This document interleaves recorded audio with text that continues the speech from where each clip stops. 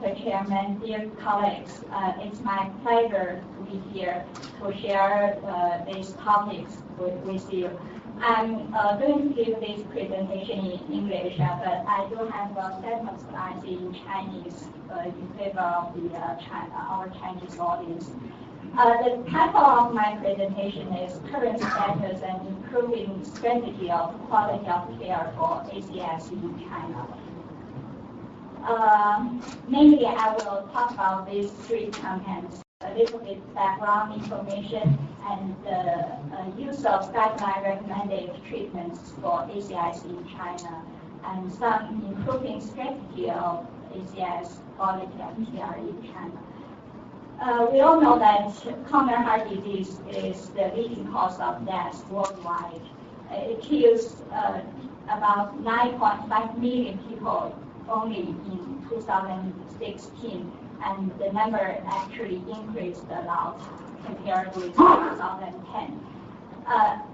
In China, particularly, the challenge for secondary prevention of coronary heart disease increased very rapidly. We can see here the increasing prevalence of CHD and the increasing STEMI hospitalization rate. In fact, it doubled every 5 years. And also we noticed that 1/3 of the STEMI patients actually had previous CHD history. That means they are recurred cases. So the question is, how can we prevent them from another case? It has been proven that treatments for secondary prevention are very effective in reducing CHD mortality. And also, these guideline-recommended AMI treatments are cost-effective. They are not only effective, but also cost-effective in reducing CHD mortality. And this is a cost-effectiveness project we collaborated with Dr. Morgan from Columbia University, who is actually presenting here. And we found that these guideline-recommended treatments are very cost-effective. For example, the use of 4 medications are, in fact, more cost-effective than some emergency treatments, such as Reperfusion, like PCI, or thrombolysis. So, since we have already got this evidence, the next step is how do we apply these treatments in current practice? Have we done it sufficiently? So that's my second part of my presentation. There are several big nationwide projects mainly focused on this topic. The first one in the little bit earlier age is the CPEX phase 1, which was conducted more than 10 years ago. Roughly 3,000 hospitalized STEMI patients from 51 hospitals were recruited, and they found the rate of primary reperfusion therapy was quite low, even in those hospitals with cath lab. For example, 36% with reperfusion totally, and only 16% for primary PCI. The all PCI rate was about 52% for STEMI in tertiary hospital. That's the highest level provincial hospitals in China, and 22% in secondary hospitals. And how about the medication therapies? And the CPAC study found out that the combination of aspirin, beta blockers, ACI or ARB, and statins was given only in like 55 to 60% in Chinese ACS patients. And they also found that clopidogrel was given in about 63% in tertiary hospitals and much less in secondary hospitals. But these are the data from 10 years ago. I'll talk about the current data later on. And after CPACs, we had another nationwide project which is called the BRIG. And it was conducted, led by our department. We recruited more than 3,000 inpatient ACIs from 64 hospitals across China. And roughly we got similar results compared with CPACs. For example, for reperfusion rate, 57% among tertiary hospitals compared to 52.7% from CPACs. But we did got higher rate for reperfusion among secondary hospitals. That was 22% from the CPACs project. And these are the times for reperfusion in STEMI patients. You can see here, door to needle, the median time for door to needle was 45 minutes in tertiary hospitals and 60 minutes in secondary hospitals. And door to low time, median time, like 105 minutes from tertiary hospitals and 134 minutes from secondary hospitals. And that makes only about quarter of patients receive thrombolysis within 30 minutes, and 1/3 of them had PCI within 90 minutes. And the medication therapy in BRIG was a little bit improved compared with CPACs. And for BRIG study, we have phase 1, phase 2, and phase 3. The last phase was conducted in 2012. So compared with 2006, you can see the use of clopidogrel increased significantly. However, as well as the use of statins. However, the use of ACER and ARB and beta blockers did not improve at all. And after that, there was a famous study called the China Case study. It was conducted in 3 time phases. 2001, 2006, and 2011 from 162 hospitals across China.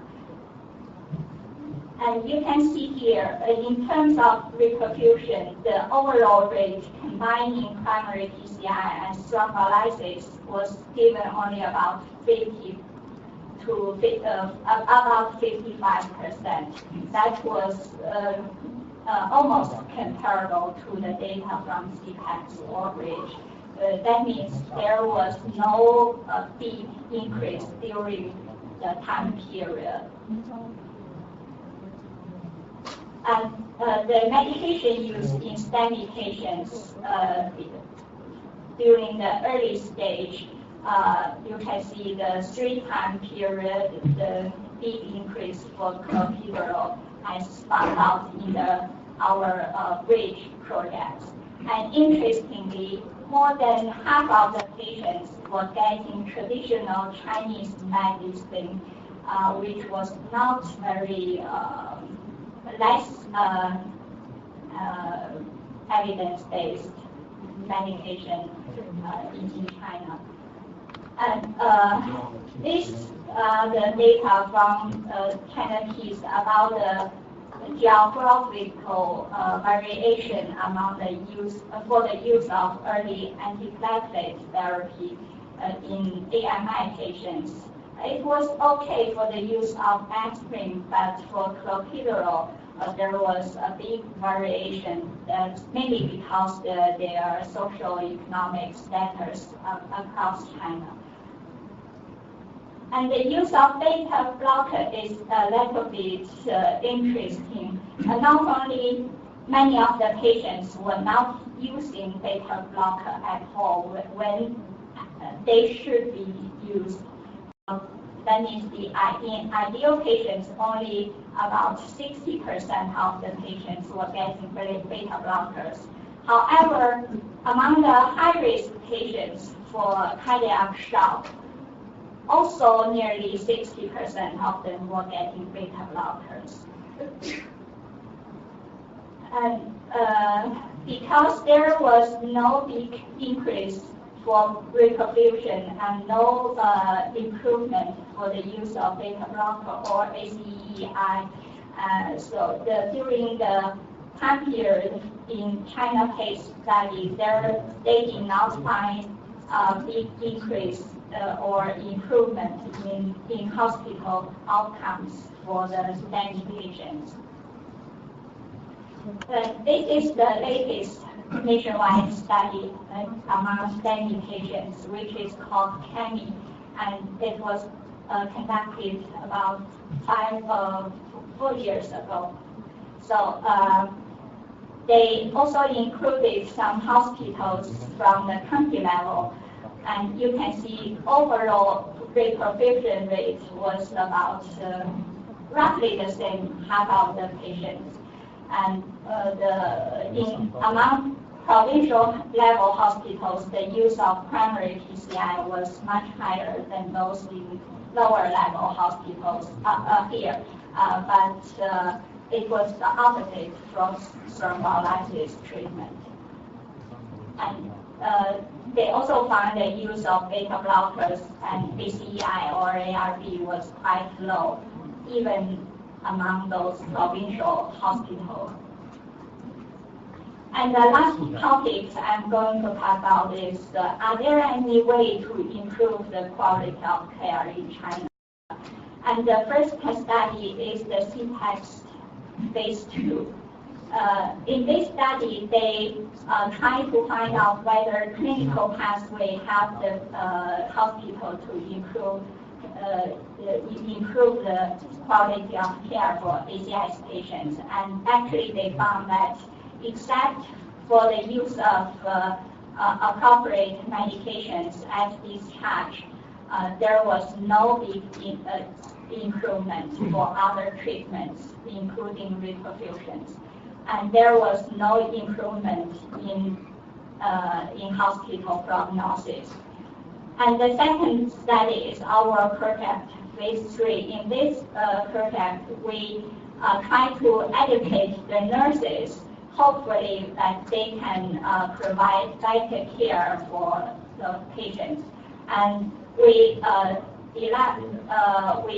use capturing sampling for the hospitals. One group was given a way of training, and the other way is the calendar, which can provide information in cartoon.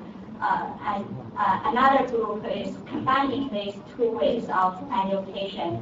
And we found out that the use of medication increased during the 3 months following up or the 6 months follow-up. But now the prognosis or the mortality rate did not improve.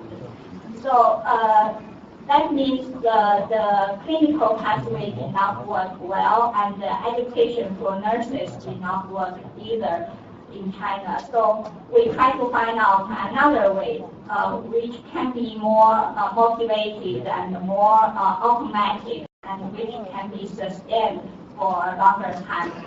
We conducted a project with American Heart Association. It is called the Improving Care for Cardiovascular Disease in China, and we call it CCC project. And in this project, we recruited 30 patients, each month, from each hospital, and we already have 150 tertiary hospitals and 50 secondary hospitals. And based using program data analysis, we can evaluate the quality of care for ACS and atrial fibrillation in patients' data, and to find out the measure of quality among those patients. And we give this feedback to the hospitals, to the doctors every month, so that they can conduct a problem-based or a problem-oriented quality improvement program. So this can make a circle for quality of care improvements. And these are the hospitals we have already recruited. We stratified the hospitals by geographic and economic levels, so the data are quite nationwide representative. And we selected 11 measures, 5 for early performance and 6 for discharge performance. And these are the feedback reports we give the hospitals every month. They can find out their performance and compare with the rest of China, all other participating hospitals on average, and for each performance measure. And the level they are seeking compared with the rest, or the best or the worst, and the trends for their performance. And we also give some regional workshops and annual acknowledgments. We give awards to those hospitals who got better performance. And so far we have got nearly 65,000 ACS patients among those hospitals. So the average composite score for ACS primary performance measures was 76.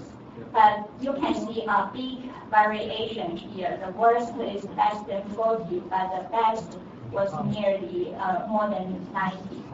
And also a big variation among the hospitals, and geographic variation as well. And happily, there was an increasing trend for the composite primary performance measure for ACS from the beginning of the project and the current stage. It is slow, but it is increasing.